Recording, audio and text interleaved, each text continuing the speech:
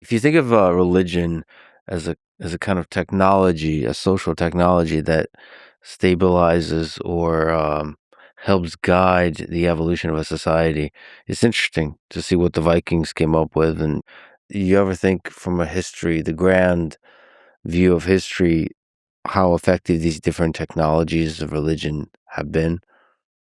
Yeah, I mean, I think that's certainly. I'm thinking of the Viking rituals.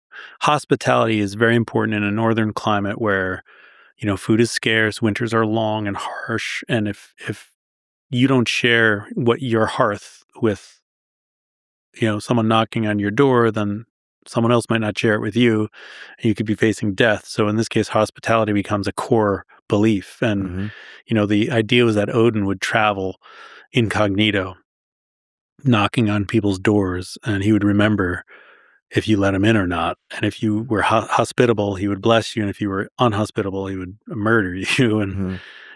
I think these rituals are obviously intended for how do we survive this winter? How do we effectively spread the message that hospitality is pretty Yeah, good thing and is carrot and the stick of religion? yeah. If you do a good thing, you'll be rewarded. If you do a bad thing, you'll be punished. And then different religions plays in different ways of communicating that. Yeah, I mean, I think also religion gives you a worldview, right? It gives you a morality, and these are core parts of society. And the beautiful thing about religion is it interplays with human nature and it guides humans. But then, of course, human nature and humans project themselves onto the religion. Sometimes they use that religion. It's to accomplish goals in a pragmatic sense, in a political sense, in a geopolitical sense, in a military sense, in a social sense.